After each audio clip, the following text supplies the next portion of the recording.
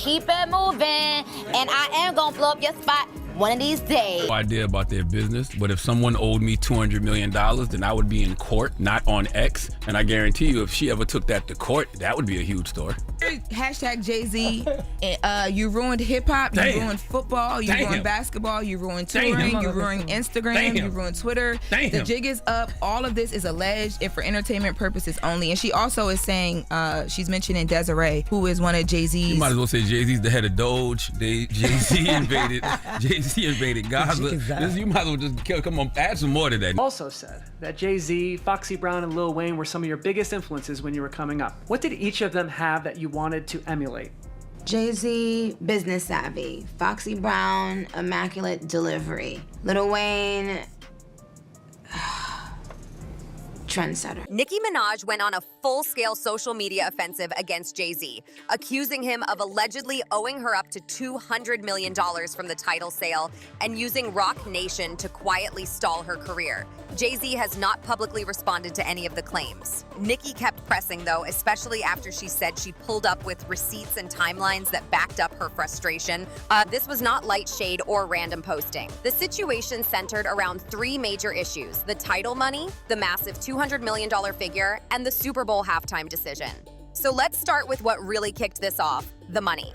Because at its core, this situation began with a business dispute that spiraled into something much bigger. And when we say money, we are not talking small checks or a minor label disagreement. We are talking hundreds of millions. To understand Nicki's position, you have to go back to 2015. That was the year Jay-Z launched Tidal, the streaming platform he marketed as an artist-owned alternative to Spotify and Apple Music. The idea was bold. Tidal was supposed to flip the industry and give creators a real seat at the table. Jay-Z brought in some of the biggest names in music to support the launch, including Beyoncé, Rihanna, J. Cole, Kanye West, Madonna, and Nicki Minaj. Each artist reportedly received a 3% equity stake in exchange for exclusives, promotion, and public support of the platform. Nicki took that role seriously. She became one of Tidal's most active promoters, second only to Beyoncé. She pushed the platform on social media, released exclusive content, and showed up at the high-profile launch event alongside Usher, Rihanna, Madonna, and others, all presenting a united front that suggested they were about to change the streaming game. At the time, the energy felt real. Those artists believed they were building something long-term. But in 2021, the situation shifted. Jay-Z sold the majority stake of Tidal to Jack Dorsey's company Square, now known as Block, for roughly $302 million in cash and stock. Based on basic math, a 3% stake would equal about $9 million before any adjustments. According to Nicki Minaj, she did not receive that money. She claims she was instead offered $1 million, an amount she viewed as disrespectful and dismissive.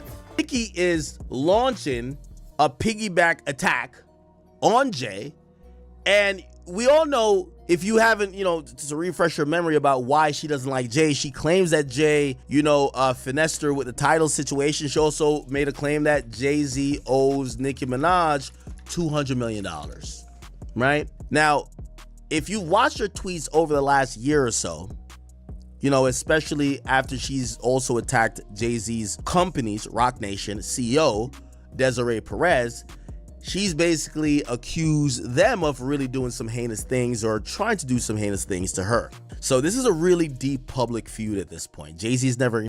Nicki took those claims to X, calling the situation a robbery in plain sight. She posted, "We've calculated about 100 to 200 million so far. Jay-Z called me to settle this karmic debt. It's collecting interest." The post immediately spread across social media and reignited conversations about transparency in artist deals.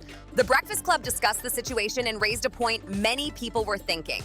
If someone truly owes you $200 million, why is the issue being handled online instead of in court? As of now, no lawsuit has been filed and no legal action has been confirmed.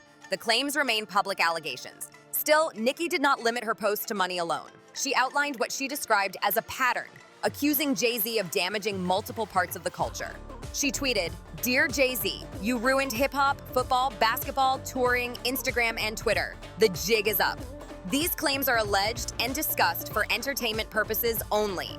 While many laughed at the tone of the tweets, the financial side remained serious. If Nicki was entitled to millions from an equity deal and was allegedly lowballed instead, that points to a deeper issue. She added another layer by saying that if she ever receives the money, she plans to use it to fund a charity focused on helping students pay tuition and student loans. That framing changed the narrative. In her view, the money was not just about her, but about her fans and students who could benefit from that support. It turned a private dispute into a broader cultural argument. But the Tidal situation was only part of her anger. The Super Bowl decision pushed things further. In September 2024, the NFL announced Kendrick Lamar as the Super Bowl 59 halftime performer in New Orleans. That announcement immediately raised eyebrows across the hip-hop community. Lil Wayne is synonymous with New Orleans. Born and raised there, he represents the city's sound and legacy. Many fans assumed Wayne performing at a Super Bowl in his hometown was guaranteed. Roc Nation's involvement in producing the halftime show made the decision even more controversial. When Kendrick Lamar was announced instead, Nicki reacted strongly. She accused Jay-Z of letting personal issues influence the decision and of denying Wayne an opportunity he earned. She compared the situation to Eminem, insisting on bringing out 50 Cent, pointing to loyalty, and standing by longtime collaborators. That comparison struck a nerve. Regardless of where people stood, Wayne not getting the Super Bowl slot in his own city did not sit right with a lot of fans. Nicki presented the moment as another example of a larger pattern rather than an isolated incident. Nicki believed Jay-Z was deliberately using his Roc Nation power and industry influence to freeze out anyone connected to her inner circle, including Lil Wayne, Drake, Birdman, and herself.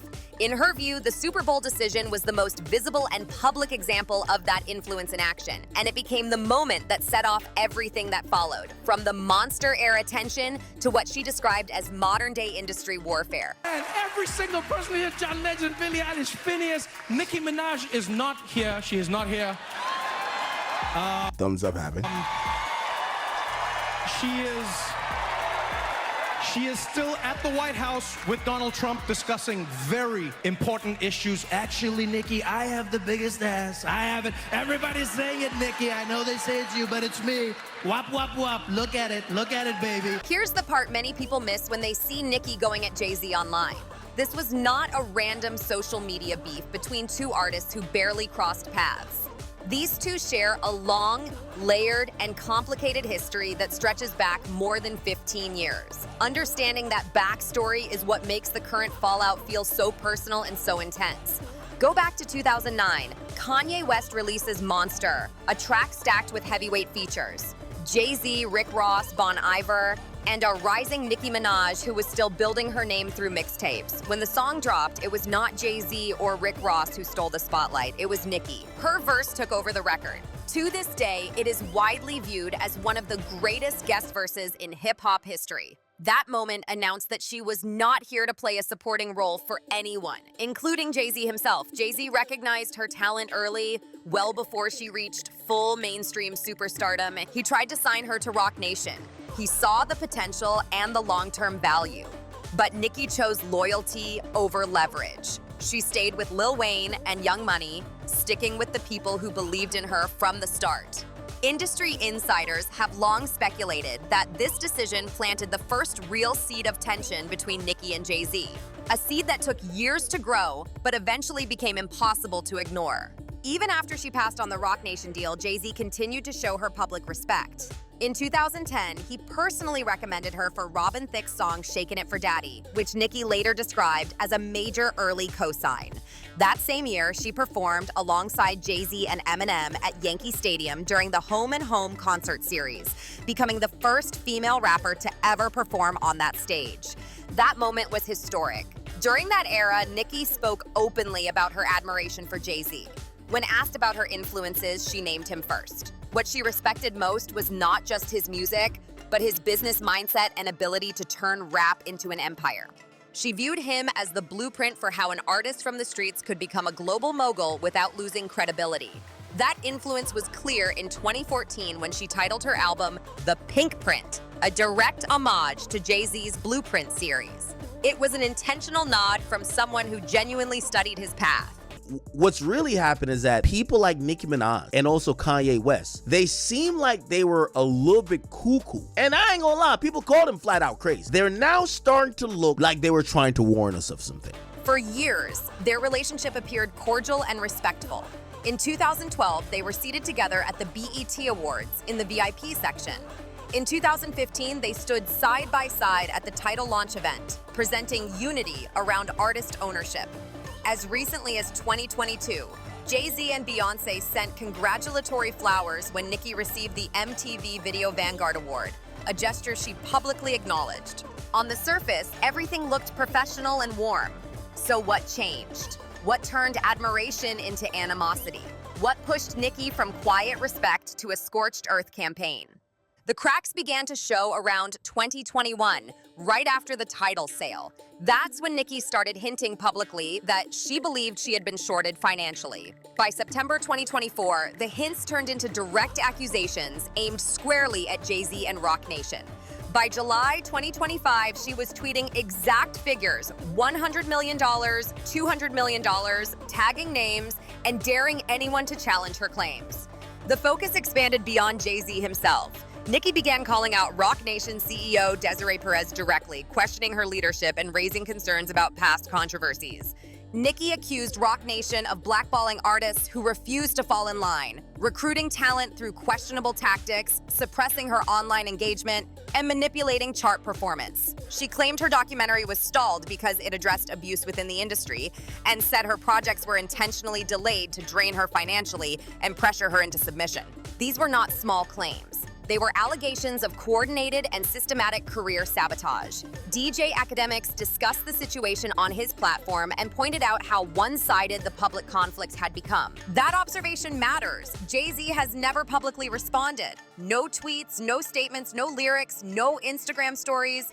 Absolute silence. Some see that silence as composure and restraint, refusing to dignify the accusations.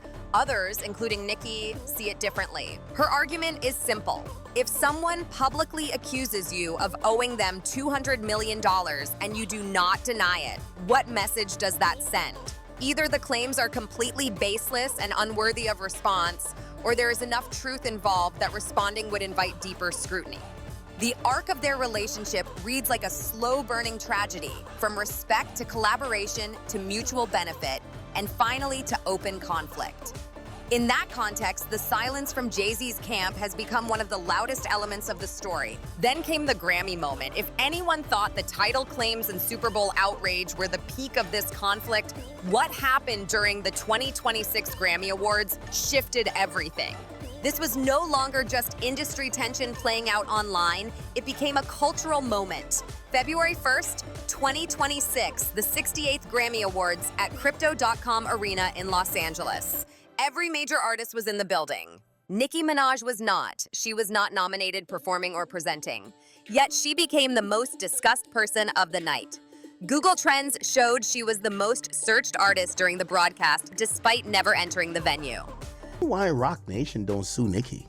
If you know, they're quick to kind of support Meg and sue a blogger who doesn't have anything. Why not sue Nicki? That's kind of odd. I'm not saying they should, but I'm just saying, you know, usually when they're not suing, it's like they kind of know they don't have a case, which means maybe you have some type of point that you've made. The moment sparked when host Trevor Noah took a direct jab at Nicki during the opening monologue. Cameras cut to industry figures laughing.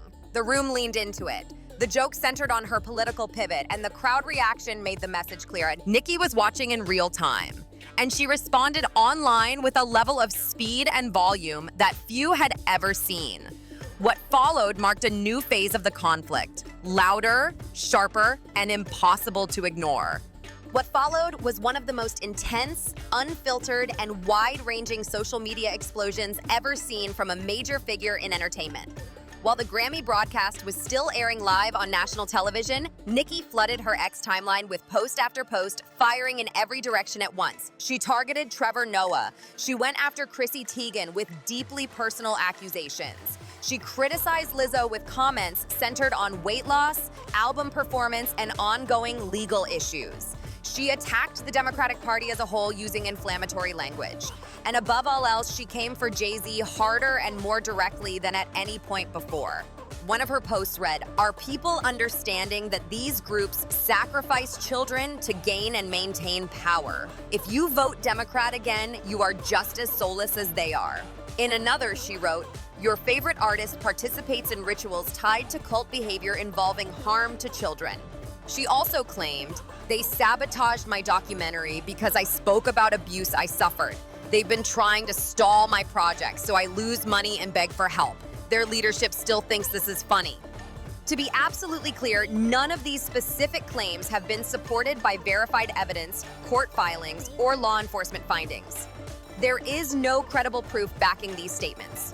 What they do represent, without question, is the complete collapse of whatever professional relationship or mutual respect once existed between Nicki Minaj and Jay-Z. This was no longer an artist upset over a business deal. This was someone who believed she was fighting an entire system of power and decided to burn every remaining bridge in public view.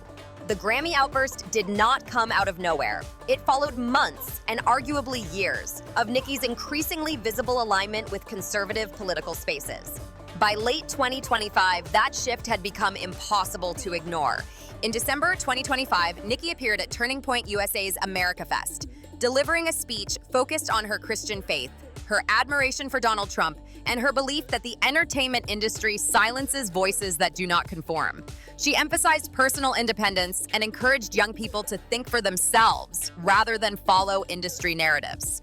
In January 2026, she escalated further by appearing at a Treasury Department event alongside Trump to promote a new investment initiative involving IRA-style accounts for children. On stage, she praised him openly, referred to herself as a supporter, displayed a symbolic card tied to the initiative, and spoke about her immigration paperwork being finalized. In a podcast interview with Katie Miller, she explained that watching Trump endure non-stop media criticism reminded her of her own experiences in the music industry. She said the comparison felt personal and motivating, adding that backlash only strengthened her resolve. The response online was immediate and intense. Petitions calling for her deportation circulated rapidly, gaining over 120,000 signatures in a short time. Many fans, particularly from LGBTQ communities that had long supported her career, expressed feelings of betrayal. Former supporters accused her of abandoning the very audience that helped elevate her. Several celebrities reportedly distanced themselves. Industry peers went quiet. And the Grammy night rant, filled with unchecked accusations, personal attacks, and charged political language, became the defining moment of Nicki Minaj's 2026 public image. But there is context that fast-moving social media commentary often ignores. Nicki's political shift did not happen overnight. It was the result of years of growing alienation from the mainstream music industry. The Tidal money dispute was one major wound. The Super Bowl decision involving Lil Wayne was another. Long-running conflicts with Cardi B and Megan Thee Stallion, both of whom have ties to Rock Nation, intensified her sense of being pushed out. She repeatedly expressed frustration that blogs, media outlets, and platforms amplified narratives against her while downplaying her side. That feeling of isolation pushed her further from the industry's inner circle. And when that circle is largely associated with liberal Hollywood culture, the path she followed led in the opposite direction, towards spaces that welcomed her openly. That emotional and professional arc is how Nicki arrived where she is today. DJ Academics pointed out a pattern on his show, noting how artists like Nicki and Kanye often end up in similar positions after prolonged conflict with industry power structures. He also raised a question that many observers have quietly asked. If Rock Nation is known for taking swift legal action against bloggers and commentators, and if they have supported other artists in high-profile legal battles, why have they not sued Nicki Minaj for the specific, repeated, and very public financial claims she has made for over a year? That question does not prove her allegations are true, but it does leave an uncomfortable silence hanging over the situation. Why allow accusations of this magnitude to circulate without challenge? At its core, this conflict is about far more than tweets or viral moments. It is about money, potentially hundreds of millions, that Nicki believes were taken from her through corporate maneuvering and undervaluation. It is about power, control over narratives, access to opportunity, and who gets locked out. And ultimately, it is about the collapse of trust between two people who once stood on the same side of the table and now face each other across years of resentment and suspicion.